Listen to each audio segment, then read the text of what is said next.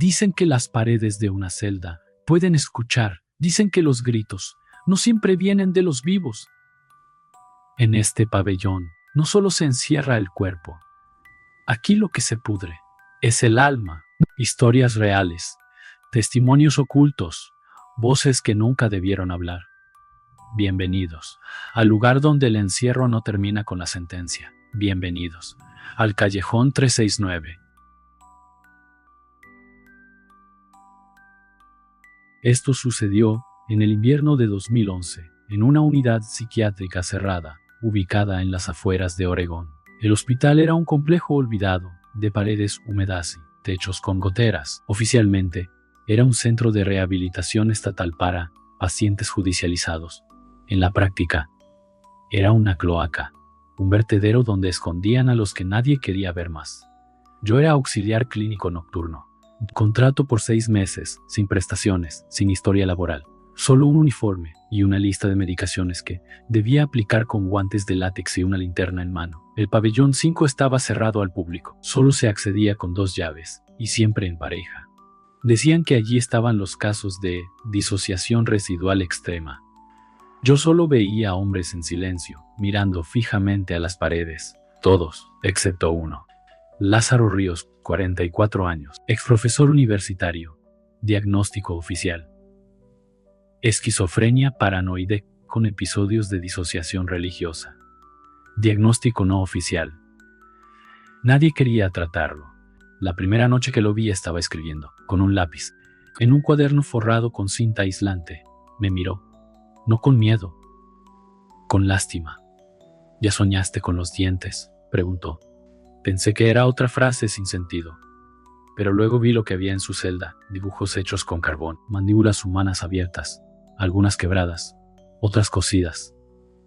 Durante semanas, escribía. Nadie sabía de dónde sacaba el lápiz. Le requisaban todo, y al día siguiente, otro cuaderno aparecía. Siempre negro, siempre forrado. Me obsesioné. Una madrugada, mientras todos dormían y el otro auxiliar se quedaba fumando en la entrada, entré a su celda con la linterna apagada. Le quité el cuaderno. Ese fue mi primer error. El contenido no tenía sentido, o al menos eso creí. No eran delirios, eran anotaciones, listas, coordenadas, fragmentos de conversaciones médicas, datos de pacientes ya fallecidos, diagramas anatómicos. Pero lo más inquietante estaba al final: una lista de nombres, todos los internos del pabellón 5, uno a uno, marcados con fecha, y al lado un diente dibujado, incluido el mío, con fecha del próximo lunes. Pedí traslado. Me lo negaron. Empecé a seguirlo con más atención. Lázaro no hablaba solo, escribía en los cuadernos y los dejaba bajo la almohada de otros pacientes. Al poco tiempo, el destinatario empezaba a cambiar. Uno murió mordiéndose la lengua. Otro se arrancó 2 muelas. Con una cuchara, solicité revisión psiquiátrica formal. La respuesta fue una llamada. No agite el sistema. Ya casi cumple el contrato. El domingo antes del lunes señalado, Lázaro me habló mientras servía la cena líquida. Tú piensas que todo esto se lo inventa mi cabeza. Pero dime, ¿por qué siempre terminan ocurriendo las cosas que escribo? Lo ignoré, pero esa noche no dormí. El lunes en la revisión de rutina faltaba un paciente. Villamil, 67 años. Diabético, frágil. Dormía como un tronco. Lo encontramos en el depósito de lavandería. Su boca estaba abierta, pero sin dientes, ni uno. Sin rastros de sangre, solo un cuaderno bajo la camisa, forrado con cinta negra. No quise abrirlo. Lo entregué a la supervisora, y así conocí al doctor Torres, el director clínico. No tenía oficina, solo aparecía cuando ocurría algo, clasificable como irregular. Habló con Lázaro a puerta cerrada por 17 minutos. Luego lo trasladaron al pabellón 0. Nunca más se supo de él. A mí me ofrecieron un contrato de planta. Lo rechacé. Antes de irme, alguien deslizó un sobre bajo mi taquilla. No tenía remitente, solo contenía una hoja escrita a mano. Los dientes no simbolizan violencia, simbolizan identidad.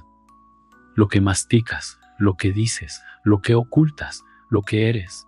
Firmado, L. Ríos y debajo, Otro nombre. Torres, con un diente dibujado al lado. Años después, supe que el doctor Torres fue encontrado muerto en una clínica privada, sin signos de violencia, excepto por un detalle: no tenía dientes. Su ficha odontológica estaba en blanco. El informe decía: fue una fuga de calcio. Una reacción. Un efecto más. Pero yo vi sus huesos, cómo se deformaban. Eso no lo causan medicamentos, eso lo causa algo que quiere escapar de adentro. Yo no creo en diagnósticos fáciles, ni en casualidades. Desde entonces, cada vez que sueño con dientes rotos, me despierto sangrando de la encía. Y siempre busco debajo de la almohada, por si aparece un cuaderno. Me llamo Elena Vázquez. Enfermera jefe, 15 años de experiencia. En enero de este año me ofrecieron una posición mejor paga, turno nocturno, en la prisión estatal de San Cristóbal, ala de la zona más antigua del complejo. Paredes húmedas, cámaras dañadas, protocolos médicos casi obsoletos. Acepté por necesidad. Durante la inducción, algunos compañeros me advirtieron: no te apegues. Aquí nadie aguanta más de un mes. Pensé que exageraban. Día 5. Susurró. Uno de los internos, Marcos Herrera, celda de 47, comenzó a susurrar nombres cada noche. Siempre a las 3:17 am. Primero pensé que deliraba, hasta que una noche escuché el mío: Elena Vázquez. No había forma de que supiera mi apellido. En los registros solo figuramos con iniciales. Lo reporté. La respuesta: está bien medicado, no rompas la rutina. Día 9. Datos imposibles. Otros reclusos empezaron a mostrar patrones extraños. Uno recitaba direcciones de la ciudad. Otro murmuraba nombres completos del personal nuevo. Uno más dibujó el interior del área médica, sin haberlo visto. Pensé que era coincidencia. Hasta que uno me dijo: tu madre se llamaba Cecilia, ¿verdad? Le encantaban los claveles blancos. Casi vomito. Día 12. Roberto Sandoval, el guardia nocturno, Sandoval, me habló con la voz de alguien que ya perdió la fe. El ala D no siempre fue penitenciaria. Antes era un pabellón experimental del sistema de salud mental. Trajeron enfermos, soldados, niños, probaban drogas que se usaban en interrogatorios. ¿Y tú cómo sabes eso?, le pregunté. Mi hermano estuvo aquí. Desapareció en 1991. Nunca hubo informe oficial. Día 15. La sala archivada no podía dormir. Pedí permiso para revisar los archivos clínicos del ala D. Encontré una carpeta gris sin clasificación digital. Dentro, listas de voluntarios clínicos carcelarios. Registros médicos falsificados. Un documento titulado Protocolo R. Observación conductual en aislamiento. Duración: 21 días por paciente. Objetivo: evaluar despersonalización inducida por entorno cerrado. La ficha final decía: resultados no publicables. Evitar documentación externa. El personal de salud expuesto más de 21 días presenta deterioro funcional irreversible. Día 18. Pérdida de control. Empecé a sufrir insomnio, desorientación, lapsos de memoria. Una madrugada entré al área médica y no recordaba cómo había llegado. Herrera me miraba fijo. Ya casi llegas, Elena. Todos pasan por esto. No respondí, pero algo en su tono me pareció clínico, no amenazante. Clínico. Día 21. El brote. Desperté en el suelo de la sala médica. Había sangre en mi blusa. Pensé que me habían agredido, pero nadie se había acercado a mí. Pedí revisión médica. Me negaron la salida. Mi expediente había sido alterado. Decía que ingresé como paciente psiquiátrica derivada de una clínica forense. El documento estaba firmado. Fecha de ingreso: hace 21 días. Diagnóstico: paranoia disociativa, inducida por encierro prolongado. Epílogo: testigo clínico. Logré escapar gracias a Sandoval. Me acompañó hasta la reja de servicio. Me hizo prometer que no hablaría de lo que vi. Ahora estoy en una clínica psiquiátrica voluntaria. Tengo informes médicos, pruebas de ingreso, exámenes clínicos. Pero el caso de la prisión no figura en ningún archivo.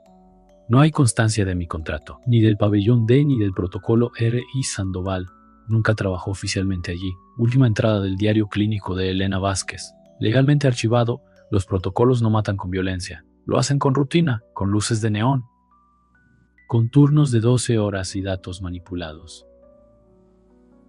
Yo fui enfermera, no estoy loca, pero si lees esto y estás a punto de aceptar un turno nocturno en un pabellón sin cámaras, pregunta primero cuántos días lleva vacío, y si son menos de 21, corre. Me llamo Patricia Morales, psicóloga clínica, egresada con honores, posgrado en intervención penitenciaria. Cuando acepté el contrato en la Penitenciaría Federal de Valledupar, lo hice por 3 razones. 1. El salario era inusualmente alto. 2. El programa parecía enfocado en la reintegración. 3. Y necesitaba alejarme de Bogotá por un tiempo. No leí el contrato a fondo. Me lo enviaron en PDF, más de 30 páginas de cláusulas legales y anexos técnicos. Firmé lo esencial. Lo devolví escaneado. Supuse que era lo de siempre. El doctor Augusto Vega, mi supervisor, me recibió con una sonrisa limpia y una voz suave. Me explicó que había sido seleccionada para un programa piloto de rehabilitación conductual intensiva. 12 internos, todos condenados por delitos violentos, pero, según él, con alto potencial de reintegración. El pabellón estaba aislado del resto del penal, renovado, impecable, cámaras en todas las esquinas, sistema de audio bidireccional para garantizar ambientes terapéuticos controlados, dijo. El primer grupo me pareció distinto. Carlos Mendoza, exmilitar, preciso, disciplinado. Raúl Herrera, contador condenado por parricidio, sereno, casi resignado. Ninguno parecía peligroso a simple vista. Los primeros días fueron prometedores. Implementé sesiones grupales. Hablamos de reconstrucción narrativa, de resignificación del trauma. Algunos lloraron. Varios se abrazaron. Sentí que estaba haciendo algo que valía la pena, hasta que comenzaron los sueños. Carlos fue el primero. Doctora, sueño con un laboratorio, todo blanco, hay médicos con máscaras, luces intensas, y no sé si es un recuerdo. Otros internos describieron lo mismo. Mismos símbolos, mismas voces. Uno dijo, a veces me despierto con pinchazos en el brazo. Tengo cicatrices que no recuerdo. Revisé sus historiales médicos, todo limpio, vitaminas, vacunas, chequeos normales, nada invasivo. Hasta que vi el documento. Estaba entre papeles desordenados en el escritorio de Vega, mientras esperaba una firma. Una hoja mal grapada, sin membrete oficial, titulada Ensayo Clínico Fase 2, compuesto NL47. La fecha coincidía con el inicio del programa. Me congelé. Esa noche entré al sistema, con la contraseña que Vega había tecleado muchas veces delante de mí. Al segundo intento, accedí. No había protección biométrica, solo rutina. Lo que encontré me vació el pecho. El programa no era de rehabilitación. Era un ensayo clínico encubierto, NL47. Modificaba serotonina, dopamina, noradrenalina. Se mezclaba con los suplementos. Se aplicaba también por microinyecciones nocturnas automatizadas. Efectos secundarios: pérdida de memoria episódica, despersonalización leve, alteraciones del lenguaje, psicosis intermitente. Leí los informes internos, describían reacciones cognitivas como ítems, casi humanos. Y entonces vi algo peor. Mi nombre, Morales, Patricia, psicóloga, supervisora. Variable de control interna, administración del compuesto modificador, dosis reducida, mediante rutina matutina. Me quedé en silencio, frente a la pantalla, casi una hora. Al día siguiente lo confronté, con el documento en la mano. Vega no negó nada, solo me observó, como si ya supiera el guión. Eres brillante, Patricia, me dijo, pero demasiado lineal. Esperábamos más resistencia, pero no tanta claridad. Sirvió café, 2 tazas. Tu dosis es menor, apenas un ajuste leve de impulsividad y juicio emocional. Nada que interfiera con tus decisiones, solo las suaviza. Por eso tardaste tanto en actuar. No bebí el café. Esa noche no dormí, vertí el contenido en una maceta del pasillo. Al día siguiente, algo cambió. Un temblor, una presión en el pecho, como si mis emociones se descongelaran. Carlos me entregó una nota escrita en papel higiénico. Nos están matando. Raúl convulsionó 3 veces. Dicen que es estrés. Reuní pruebas, fotografié informes, capturas del sistema, copias del protocolo, muestras del café. Contacté a la única persona en quien aún confiaba, la doctora Carmen Ruiz. Le envié todo desde un café internet, con red cifrada. Me temblaban los dedos. 3 días después llegó la inspección. Vega fue detenido, junto a 4 funcionarios. Los internos fueron trasladados a hospitales penitenciarios. Pero eso no fue el final. Durante la investigación judicial, se descubrió que el NL-47 no era un experimento aislado. Había 5 programas similares en América Latina, financiados por una farmacéutica europea. Los efectos adversos se encubrían como suicidios, brotes psicóticos o reacciones clínicas espontáneas. En el juicio, el abogado defensor de Vega presentó mi contrato original. En la letra pequeña, entre términos académicos, figuraba una cláusula que me reconocía como investigadora asociada del ensayo. Técnicamente, yo lo había autorizado todo. Carlos sobrevivió, pero no volvió a ser el mismo. Me decía: doctora, ¿cómo sabemos que esto nos sigue? ¿Y si nada fue real? ¿Y si solo soñamos lo que nos hicieron? Yo le respondía con frases que ni yo creía. Cada noche reviso mis brazos, buscando marcas. Cada vez que me siento tranquila en situaciones graves, me pregunto si esa calma es mía o si algo todavía circula en mi sangre. El verdadero horror no fue el experimento, fue descubrir que yo lo permití. Y peor aún, que a veces deseo no haberlo descubierto, porque la duda es así, no se desintoxica nunca. Me llamo Andrés Chitiva, tengo 21 años y soy de Suba. Caí por intento de robo con arma blanca. El cuchillo ni siquiera era mío. Lo tenía en la chaqueta desde hacía días. No apuñalé a nadie, pero eso no importó. Me metieron a la Modelo de Bogotá, 6 meses de preventiva. Cuando llegué, me mandaron directo a un sitio que los mismos internos llamaban el fondo. No tenía nombre oficial, solo se sabía que ahí metían a los que estorbaban en otros patios. Aquí no hay problema de hacinamiento, me dijo un guardia. Aquí sobran las camas, porque la gente se va. Yo pensé que se refería a traslados. No era eso. En mi celda había un man que no hablaba, solo se sentaba derecho y escribía cosas en la pared, con un trozo de plástico quemado. Frases cortas: no digas que soñaste eso. Las reglas no son para todos. Si alguien te pregunta por tu número, no respondas. Nadie lo llevaba a terapia, nadie limpiaba su celda. Era como si ya no contara. Los días eran largos, pero lo peor era la noche. En el fondo no hay televisión, no hay rondas con linterna, solo respiraciones gruesas y un silencio que no es calma, es amenaza. Una noche vi cómo un interno se tiraba contra la pared hasta romperse la cabeza. Ni los celadores entraron, solo esperaron que se calmara o se muriera. Conocí a Eddie, decía haber entrado por robar celulares en Transmilenio. Tenía 19 años. Al principio no hablaba. Después me dijo algo que me quedó sonando. Esto no es una cárcel, es el cuarto donde botan a los que sobran. ¿Sobra uno por qué?, le pregunté.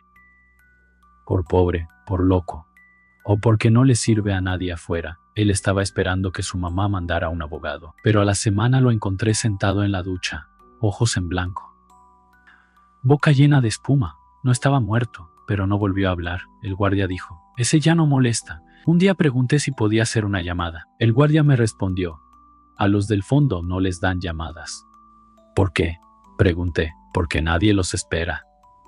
Las semanas pasaban y yo sentía que algo dentro de mí se apagaba. No era tristeza, era otra cosa. Una mezcla entre miedo, resignación y un ruido interno, como de estática. Como si empezara a olvidarme de que había vida afuera. Como si esa celda ya fuera suficiente mundo.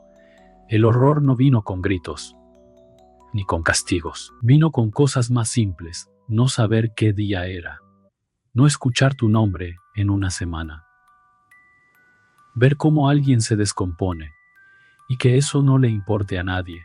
Entender que no hay funcionarios, Solo gente esperando que te rompas solo. Una madrugada escuché a un celador decirle a otro: ¿el nuevo?